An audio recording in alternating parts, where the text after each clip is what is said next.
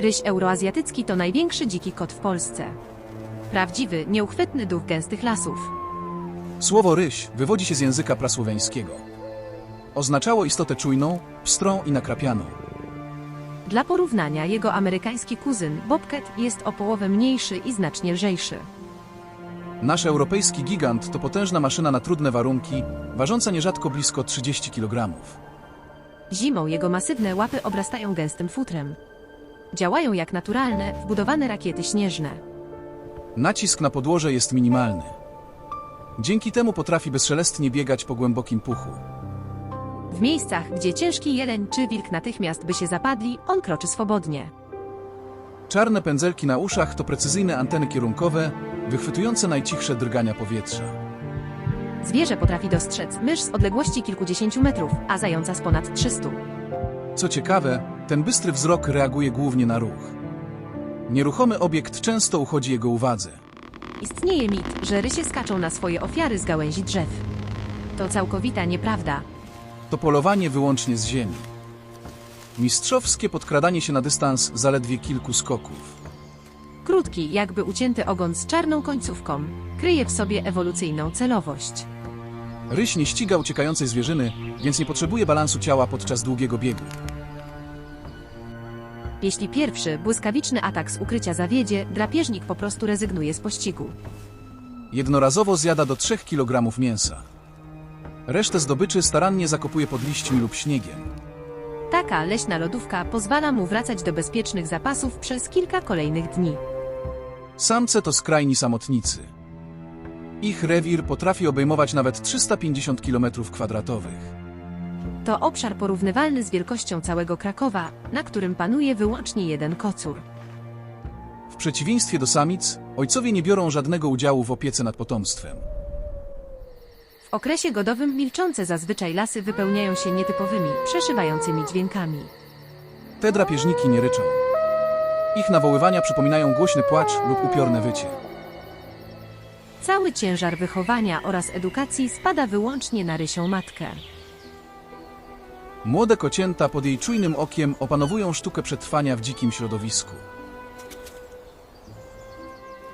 Na początku nauka to głównie zabawa, podczas której maluchy testują zmysły i refleks. Często prowadzi to do komicznych sytuacji, gdy niezdarnie potykają się o własne, ogromne łapy. Z każdym miesiącem niewinna przepychanka zamienia się w perfekcyjnie skoordynowane instynkty łowieckie.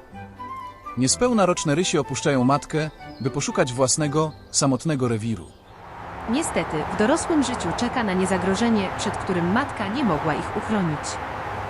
Największym wrogiem rysia euroazjatyckiego wcale nie są inne zwierzęta, lecz współczesna cywilizacja. Autostrady i kilometry siatek drastycznie tną terytoria, tworząc barierę absolutnie nie do pokonania. To prowadzi do tragicznych wypadków na drodze oraz niebezpiecznej izolacji genetycznej. O ile populacja karpacka radzi sobie nieźle, ta nizinna na północy kraju była skrajnie zagrożona.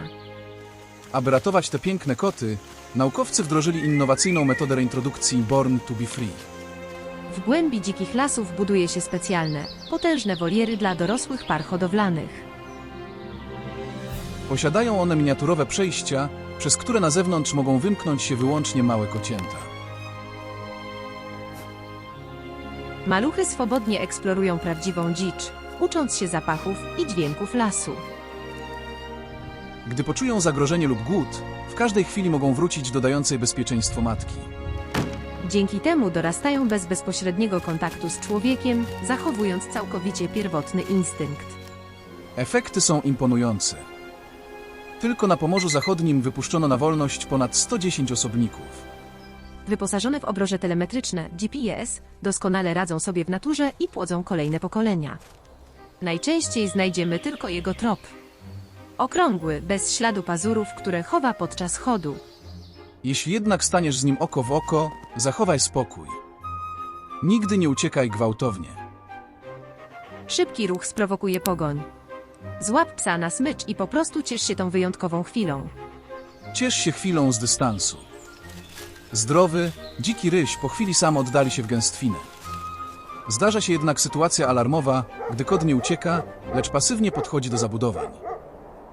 Skrajnie wychudzone zwierzę, często z widocznymi łysymi plamami na sierści, cierpi na ciężki świerzb. Taki drapieżnik nie przetrwa mrozów. Pamiętaj jednak, nigdy nie dokarmiaj go na własną rękę. Utrata lęku przed człowiekiem to dla niego wyrok. Natychmiast powiadom nadleśnictwo lub lokalną fundację. Tylko dzięki wiedzy i mądremu szacunkowi majestatyczny duch lasu pozostanie z nami na zawsze.